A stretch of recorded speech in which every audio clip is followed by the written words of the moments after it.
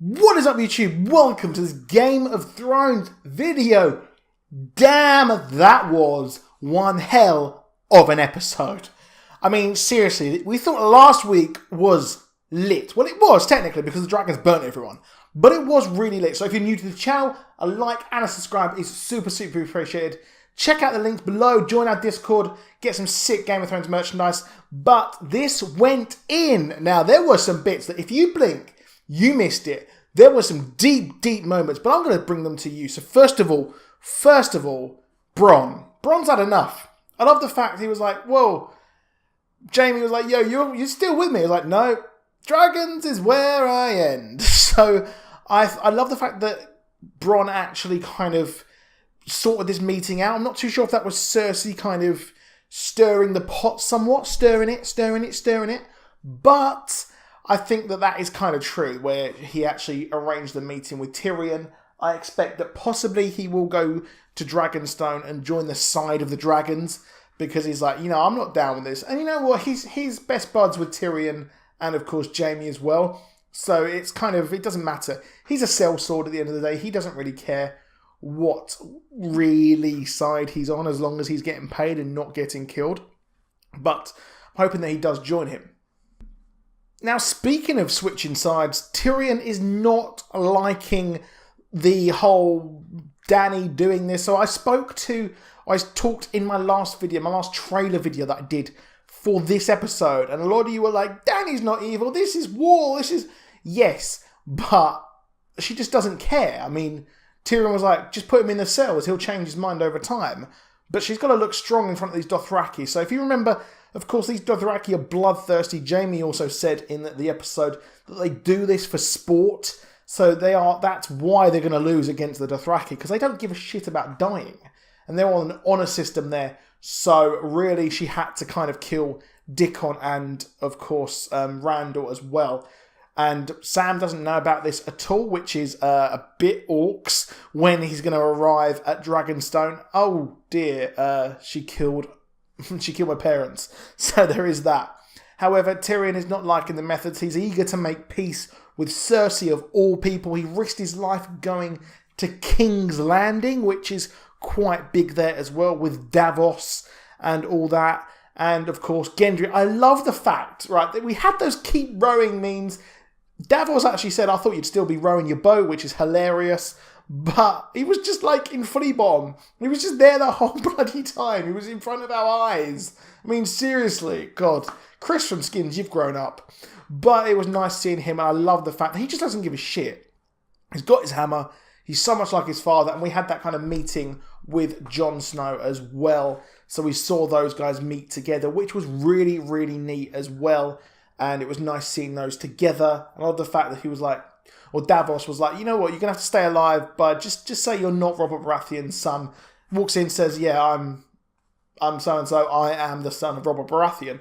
Okay, and then Davos was like, okay, just don't listen to me, I've grown to be a ripe old age. So there is that. But with Tyrion, I'm not too sure if he's going to switch sides or if he's going to engineer some sort of peace to actually get towards this. And I expect all of the armies to kind of have a somewhat truce. To be honest, I need to stop hitting that mic stand. It's really in the way. But they're going to really have to kind of get this piece together, which I think Tyrion is going to forge. And Cersei seems to actually be behind that, to be honest. I think she's hoping that this is going to thin the herd somewhat of their armies as they head north. So one big thing here, possibly the biggest thing out of all the episode apart from the Arya Stark note, is the fact that Samwell's sitting there with his bae. They're just reading. It reminds me of Peep Show when they're sitting there and reading the book. It's like, I'm a real person. I'm reading a book. My girlfriend's reading a book. Whatever. If you've seen Peep Show, you know what I mean.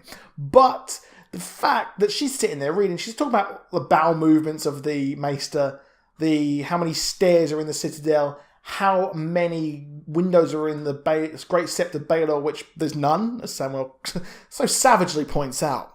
Now, she mentions an annulment. She wants to know what an annulment is. That is the devolution of a marriage. That's it, by law. Done. That's what King Henry VIII wanted. A bit awkward. But he got it. Rhaegar got it. He got his annulment. He then moved on to Lyanna Stark. he was married to Lyanna Stark. And Sam's like, yeah, no, stop talking about the shit. But hold on, this is the biggest moment, really, of this season, kind of big reveal. Now, obviously, we know that Rhaegar is actually Jon Snow's father. It was in the infographic. However, what we didn't know is, were they married? Yes. Yes, they were. Which now moves Jon Snow. He is the rightful heir to the Targaryen line. He has a greater kind of, I would say, claim to the throne, more so than Daenerys. That's big. So now he can actually take control of that. And we saw that when he's touching the dragon. Tyrion was able to be close to the dragon like that. And Jon Snow is now able to as well. Three-headed dragon theory moving forward, I think. Maybe. But more so here is the fact that Jon Snow is able to touch that dragon. Can he control the dragons? We don't know yet. Now, one thing as well here is the fact that Jorah Mormont is back. He's like, surprise, motherfucker! You missed me? And he's just there, and he's like, I'm going to go north. Is Daenerys not like, dude, you survived Grayscale. That's it. And you want to go north. Okay, that's fine. You can go north. We're still friends, though. Don't get any ideas. So they have gone north. The pack of just vagabonds and craziness have gone north. They've gone north to fight or try and capture a White Walker. How the fuck are they going to do that? And I love the fact that they see the Brotherhood without banners in the cells. You've got the Hound, you've got Thoros of Myr, you've got Beric Dondarrion. I absolutely love those guys. And if you watch my previous videos, you know how much I love them. I love I adore their chapters in the books. I absolutely love all of these characters. And sadly, I expect that we're not going to get a lot of them. I think a few of them possibly might die moving forward, I think, in the upcoming episode. Quite disappointed, to be honest, with this episode. Now, I liked it. It was a good episode, don't get me wrong. But in the trailers, I was expecting some sort of Hard Home 2.0, motherfucker. I was expecting Hard Home times 1,000. I wanted that. That's what we're going to get next week. Because in the trailer, we saw Beric with his flaming sword. I was like, oh shit, this is OP. But we're probably going to get that next week. So I'll probably do a trailer video tomorrow on that. So subscribe if you don't want to miss that trailer video. However, it's a real shame that they haven't been featured that much. But they have gone north with Jorah Mormont and this craziness as well. And they've all kind of come into contact with each other. So in the past, they've heard of each other. They know of each other. They met briefly. So they kind of got this kind of mixture of group who all have the same thing. And Jon was like, they're on the same side because they're all alive. Which, yes, that makes an absolute lot of sense. So now, lastly, we've got the one more thing to talk about in this episode, which was, of course, the scroll. Now, Littlefinger has absolutely screwed over Arya. Arya, I'm not sure, I can't remember if Littlefinger was on the list. I think he was, so let me know if he was on her list to kill. I can't remember if he was or not, but he is scheming. He knew Arya would follow him. He knew what was going on, and he's setting Sansa and Arya against each other. Not really sure why. I guess it's to give Littlefinger something to do. And, well, we saw that Sansa, seemingly everyone is behind Sansa because really they know that she is a Stark. She's a proper Stark. So that's going on. And Arya's like, who still has the kind of Robb Stark, Ned Stark thing of honour and revenge. And she's just like, why didn't you defend him? And she's like, well, I don't know.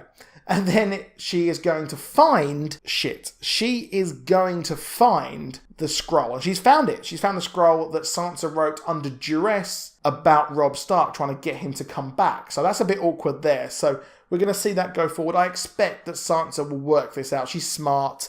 And she will work this out to see the Littlefinger, who he is, what he's trying to do. And then she'll get Arya to kill him. So I expect that will happen there. But for now, that is it for this video. Please drop a like. Please subscribe.